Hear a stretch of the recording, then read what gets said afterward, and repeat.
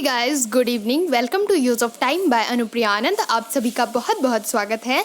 जैसा कि आप सभी जानते हैं और जो लोग पहली बार विजिट कर रहे हैं, मैं उनको एक बार फिर से बताना चाहूँगी कि हर रोज़ सुबह 6 बजे टॉप करेंट अफेयर और हर रोज़ शाम 8 बजे जनरल अवेयरनेस की क्लास होती है use of time by Anupriya Anand में। अगर आप पहली बार विजिट कर रहे हैं, सब्सक्राइब नहीं किए तो सब्सक्राइब कर लीजिए। इसमें डेली टॉप सेलेक्टेड क्वेश्चंस की क्लास होती है। इससे पिछले वीडियो यानी कि आज की जो करंट अफेयर है, सुबह मैंने G7 के बारे में बताया, आप जाकर देख सकते हैं, आई बटन पे मैंने डाल रखे। ओके, चलिए समय को व्यर्थ ना करते हुए हम क्वेश्चन की ओर चलते हैं। सवाल नंबर 1 ध्यान से देखिए। क्वेश्चन नंबर 1, एक्स किरणें की खोज किसने की थी? ऑप्शन देखिएगा, 1 गोल्डस्टीन ने, ऑप्शन 2 थॉमसन ने, ऑप्शन 3 रोंटजन ने या ऑप्शन 4 वीएन ने। तो दोस्तों इसका सही आंसर होगा ऑप्शन नंबर 3, जी हाँ, रोंटजन। इसका पूरा नाम क्या था? इसका पूरा नाम था विल्हेम कोनराड रोंटजन। जी हाँ, इसका पूरा नाम था विल्हेम कोनराड रोंटजन पूरा नाम था।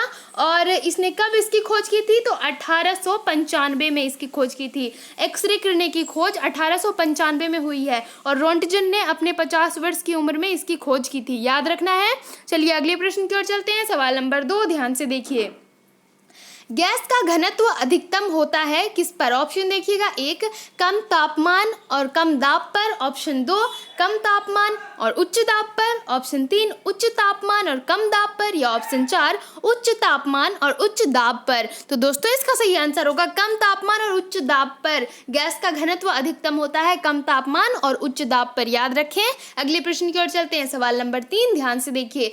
एल्युमिनियम का मुख्य अयस्क है? ऑप्शन देखिएगा, 1 बॉक्साइट, 2 क्रायोलाइट, ऑप्शन 3 फ्लोरस्पार या ऑप्शन 4 हीमेटाइट। तो दोस्तों इसका सही आंसर होगा ऑप्शन नंबर 1, जी हाँ, बॉक्साइट। एल्युमिनियम का मुख्य घटक है बॉक्साइट, याद रखें। अगले प्रश्न की ओर चलते हैं। सवाल नंबर 4 क्वेश्चन नंबर 4 ध्यान से देखिए।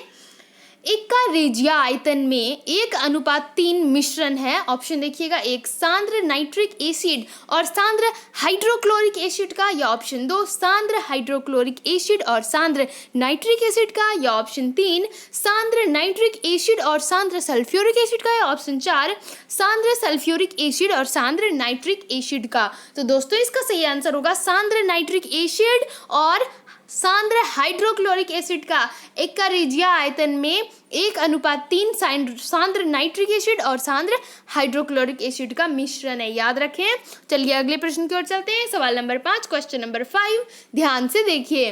अंतर्राष्ट्रीय हॉकी टूर्नामेंट के इतिहास में भारत द्वारा बनाए गए गोलों की अधिकतम संख्या लॉस एंजेलिस में 1932 ओलंपिक्स में थी, जब उसने यूएसए को पराजित किया था। क्या कितना से? तो 26-0 से, 24-1 से, 22-0 से या 20-0 से। तो दोस्तों इसका सही आंसर क्या होगा फ्रेंड्स? इसका सही आंसर होगा 24-1 से। जी हाँ, ऑप्शन नंबर 2 इसका सही आंसर है, याद रखना है।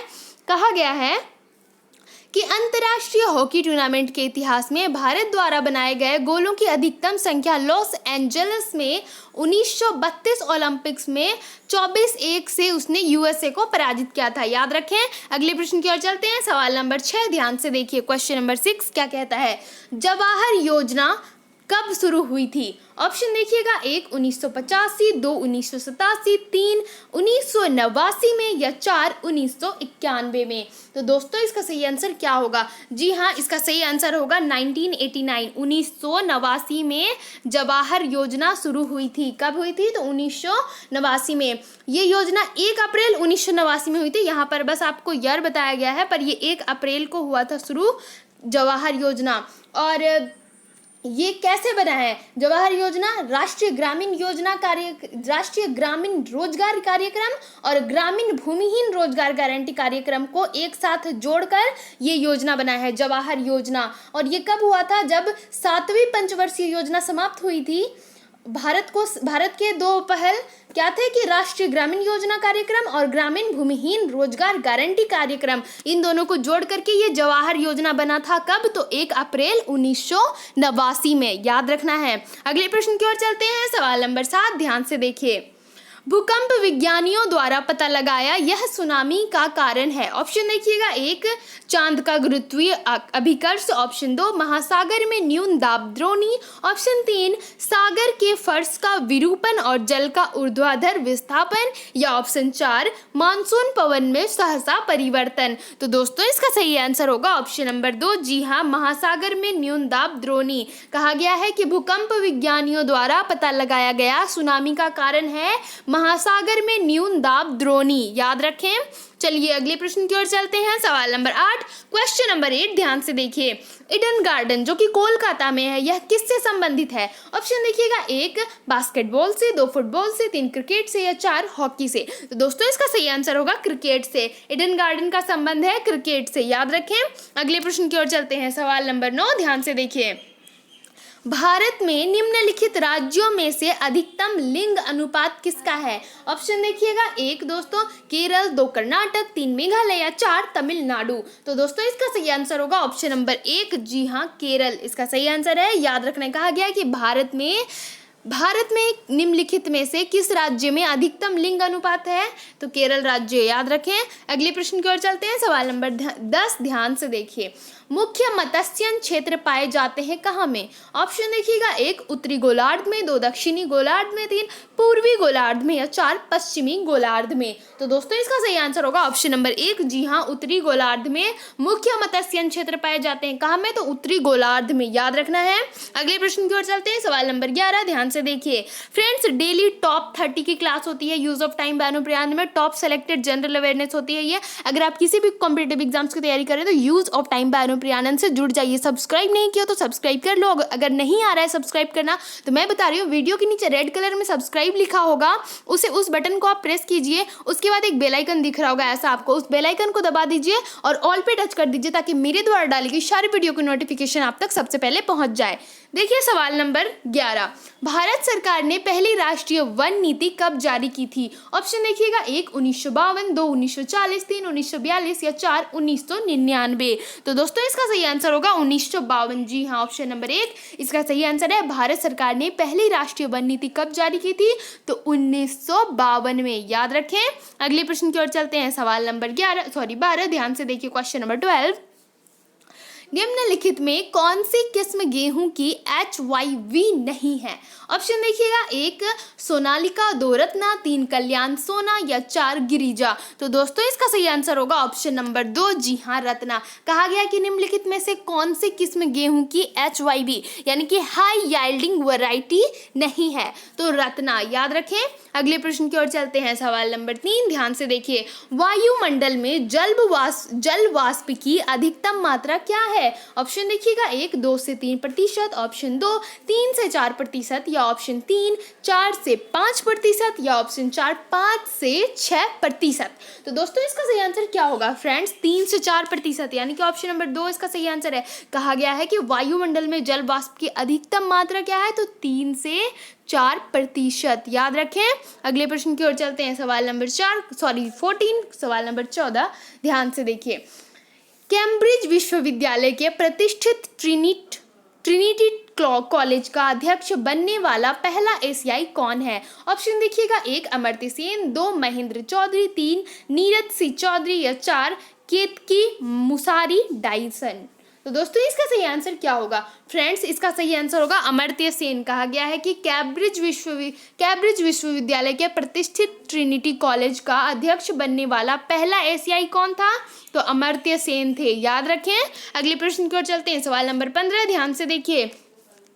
संपूर्ण क्रांति की संकल्पना किसने दी थी? ऑप्शन देखिएगा, 1 Jayaprakash Narayan, option 2 Mahatma Gandhi, 3 Karl Marx, या 4 लेनिन। तो दोस्तों इसका सही आंसर होगा ऑप्शन नंबर 1। जी हाँ, जयप्रकाश नारायण। संपूर्ण क्रांति की संकल्पना किसने दी थी? तो जयप्रकाश नारायण ने। याद रखें। अगले प्रश्न की ओर चलते हैं। सवाल नंबर 16 ध्यान से देखिए। लोकसभा के लिए पहले मध्यावधि चुनाव हुए थे कब? ऑप्शन देखिएगा, 1 1962 में, 2 1971 में, 3 1977 में या 4 1980 में। तो दोस्तों इसका सही आंसर होगा 1977 यानी कि 1977 में। ऑप्शन नंबर 3 इसका सही आंसर है। लोकसभा के लिए पहले मध्यावधि चुनाव हुए थे 1977 में, याद रखें। अगली प्रश्न की ओर चलते हैं। सवाल नंबर 17 ध्यान से देखिए। सवाल नंबर 17 ध्यान से देखिए। अपना अंतिम लक्ष्य हर आंख से हर आंसू पोंछ देना किसने घोषित किया था? ऑप्शन देखिएगा, 1 जवाहरलाल नेहरू, 2 गांधी जी, 3 बाल गंगाधर तिलक या 4 सरदार पटेल। तो दोस्तों इसका सही आंसर होगा ऑप्शन नंबर 2। जी हाँ, महात्मा गांधी जी ने कहा था अपना अंतिम लक्ष्य हर आंख से हर आंसू पोंछ देना। किसने कहा था? तो महात्मा गांधी जी ने, याद रखना है। अगले प्रश्न की ओर चलते हैं। सवाल नंबर 18 ध्यान से देखिए। जापान की संसद को क्या कहते हैं? ऑप्शन देखिएगा, 1 डायट, 2 डायल, 3 युआन या 4 सोरा। तो दोस्तों इसका सही आंसर होगा डायट। जी हाँ, ऑप्शन नंबर 1 इसका सही आंसर है। जापान की संसद को डायट कहते हैं, याद रखें। अगले प्रश्न की ओर चलते हैं। सवाल नंबर 19 ध्यान से देखिए। Question number 19।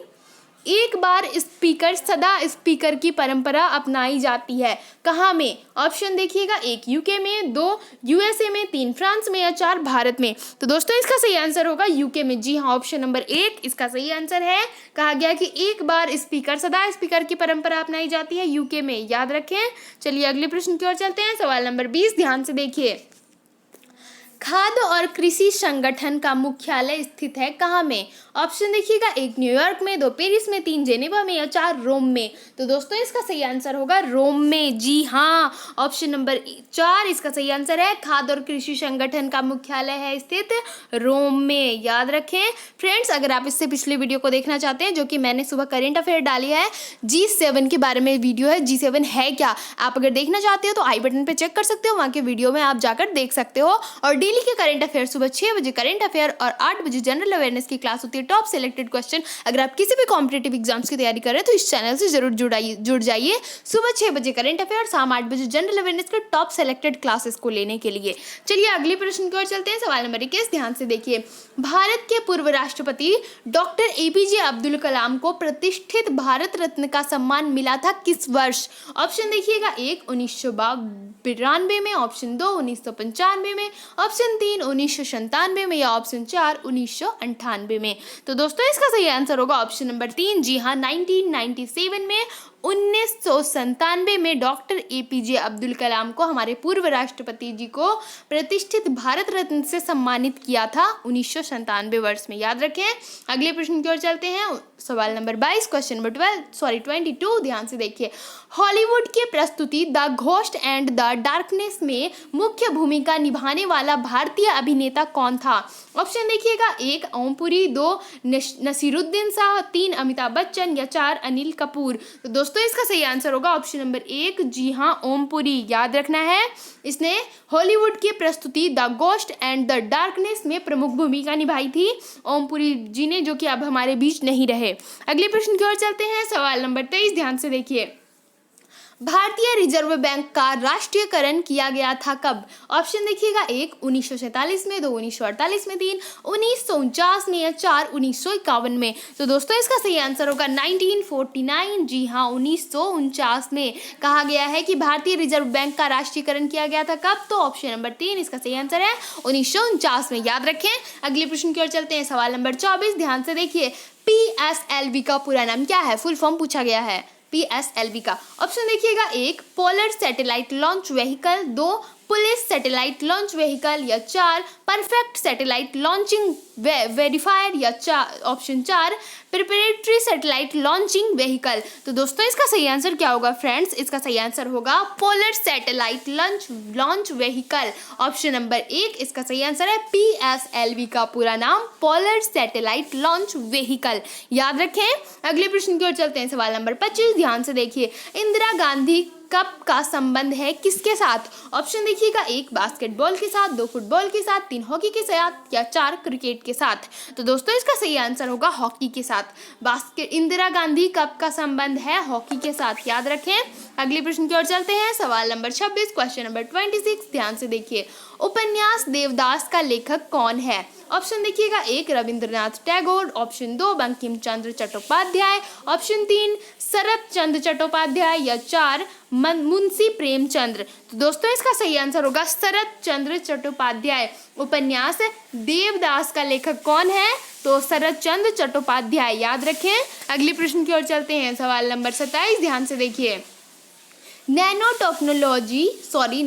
टेक्नोलॉजी उन पदार्थों से संबंधित है जिनकी बीमाएं, ऑप्शन देखिए 1 10⁻³ मीटर तक, 2 10⁻⁻6 मीटर तक, 3 10⁻⁻6 मीटर तक या 4 10⁻⁻12 मीटर तक। तो कौन सा सही होगा दोस्तों? फ्रेंड्स इसका सही आंसर होगा ऑप्शन नंबर 3, जी हाँ 10⁻⁹ मीटर। कहा गया है कि नैनो टेक्नोलॉजी उन पदार्थों से संबंधित है जिनकी बीमाएं 10⁻⁹ मीटर है, याद रखें। अगले प्रश्न की ओर चलते हैं, सवाल नंबर 28, ध्यान से देखिए। पृथ्वी से चांद का वही पार्श्व दिखाई देता है क्योंकि, ऑप्शन देखिएगा 1 वह अपने अक्ष का घूर्णन नहीं करता, ऑप्शन 2 उसका घूर्णन तथा प्रकीर्णन एक दूसरे से विपरीत है, या ऑप्शन 3 उसके घूर्णन और प्रकीर्णन की अवधि एक ही है, या ऑप्शन 4 उसके परिक्रमण की अपेक्षा घूर्णन अधिक तेज है। तो दोस्तों इसका सही आंसर होगा उसके घूर्णन और परिक्रमण की अवधि एक ही है। पृथ्वी से चांद का वही पार्श्व दिखता है क्योंकि उसके घूर्णन और परिक्रमण की अवधि एक ही है, इसीलिए याद रखना है। अगले प्रश्न की ओर चलते हैं, सवाल नंबर 29, ये हमारा सेकंड लास्ट क्वेश्चन है। जो लोग पहली बार विजिट कर रहे हैं, सब्सक्राइब नहीं किया तो प्लीज सब्सक्राइब कर लीजिएगा, लाइक जरूर कीजिएगा। आप लाइक करते हो तो मुझे बहुत अच्छा लगता है, और वीडियो आपको कितना इन्फॉर्मेटिव लगा मुझे कमेंट करके जरूर बताइएगा फ्रेंड्स।